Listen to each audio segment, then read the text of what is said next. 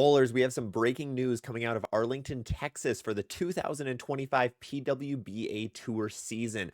Coming out very recently, within the last week or so, the PWBA announced that they are removing all memberships to be a PWBA bowler. For anyone who wasn't aware, on both the men's and the women's tours, you had to buy a membership to be able to compete at any national events. Well, that is no more on the women's side. They are removing the membership altogether with a few other changes.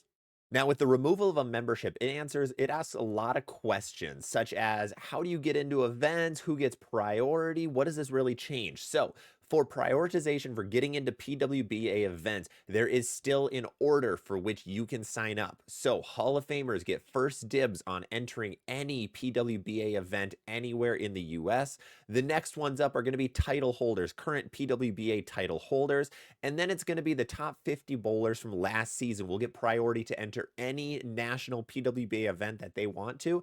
After that, it is open to everybody. You do not need a tour card. You do not need anything else special. You just have priority. You then can get in with everybody else and bowl a professional women's event. Now, the USBC, who runs and owns the PWBA, came out and said they want to increase memberships. They want to increase the amount of bowlers that are out there bowling the PWBA events. Now, while most PWBA events are filling up completely, PTQs are doing really well. 2024 was honestly a fantastic season for the women's tour.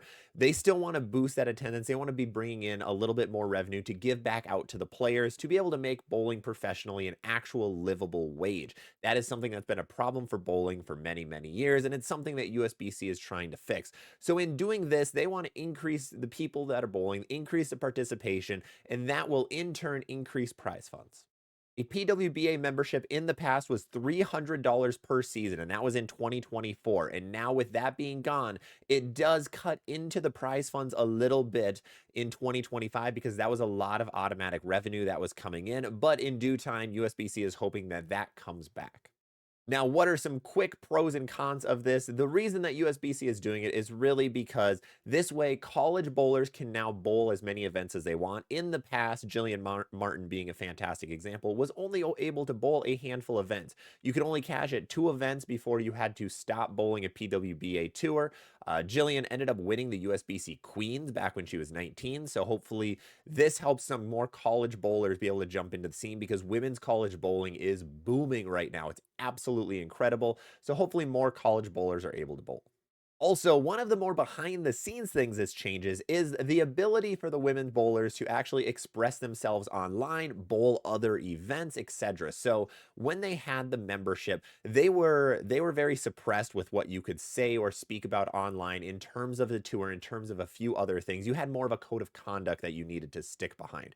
Well, now that is gone, so players can express themselves a little more freely, which they actually pointed to social media. So hopefully we see some PWBA content creators. We have a couple out there right now, but more of them is a great way to grow the sport. I'm a huge advocate that the more social media presence you have, the bigger the sport can grow. Now, that is everything we know right now. The PWBA Tour season starts on May 8th in Topeka, Kansas, runs for a couple of months. Stay tuned. We'll have more updates to that when it gets close. Video is not over yet. And now I'm going to get into some subjective points that I want to throw out there in just an attempt to be able to throw ideas to be able to grow the sport and point out some of the negatives of bowling and of this change, but also some of the positives. So from this point forward, these are my opinions only. Everything before this was all factual. This is all from USBC before it. Now it is from my POV, so stick around and then let's throw some ideas out there. So with this change, there is one massive negative that we need to talk about, and that is the removal of being a quote unquote professional bowler on the women's side. So in the past, both PBA and PWBA were on an even playing field with both having membership options and both having very similar tour seasons. Now, PBA is owned by Bolero. PWBA is owned by USBC, two different entities, two different umbrellas, running things two different ways. They tried to make them as similar as they could. Kudos to them for doing that. But removing this membership is a knock on the PWBA Tour where it makes bowlers feel like, well, then the PWBA Tour isn't as high up as the PBA Tour, which is a massive negative. That is not the case in any way. But from an outside, from a very ignorant perspective, it can look like that, which is very unfortunate. It is not a great feeling. Now, there is one thing I will talk about in just a minute where I think this can be resolved. But let's go into a couple of the positives of this change. Now, the biggest positive is I think the PWBA is doing what the PBA Tour should be doing. I am a huge, huge advocate that memberships to professional sports are archaic and elitist. Now, I have to open up a little bit more on those. So, being able to buy your way to be a professional athlete is arguably one of the worst things you can have in any professional sport. Currently, to be a PWBA member, or previously to have your membership, you needed to average, I believe, 195 in league, and then you could purchase your membership. There was a couple other things. You had to be in good standing with USBC and a couple other things. That is it. PBA was very similar. I think you needed a 205 average in league, and then you could buy a PBA card and be a professional bowler.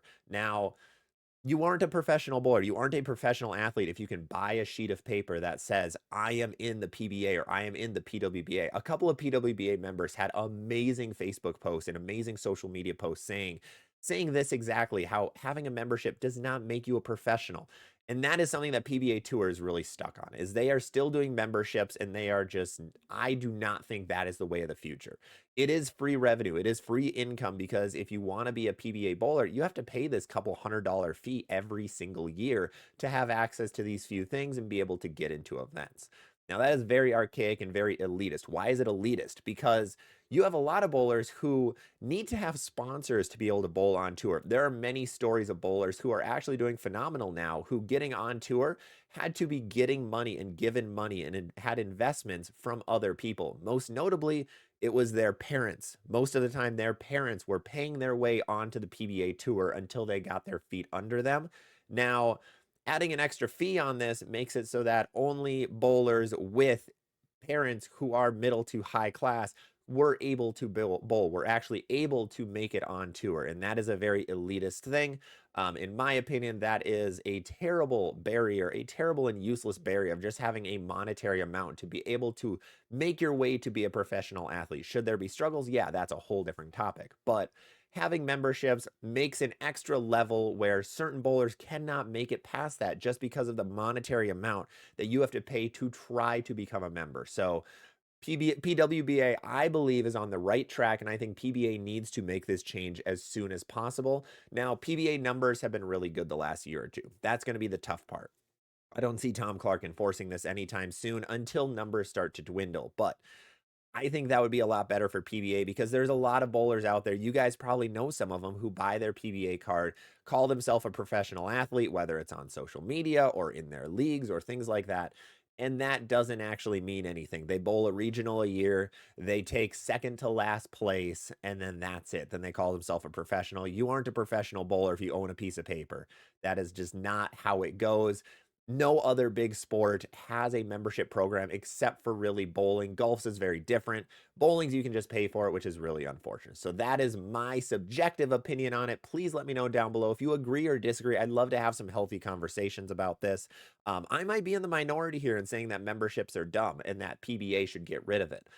Maybe you guys all agree with me. Please let me know in the comments. But with that, that is everything we have about the PWBA removing their memberships for the 2025 season. Please stay tuned. Bowl TV is where all PWBA coverage will be starting in middle of May. It's going to be an awesome tour season. There are so many amazing college bowlers coming in this year. There are so many amazing just regular touring pros that are doing a phenomenal job this year or last year into this year. So stay tuned and we'll have updates on that. Otherwise, thank you so much for watching.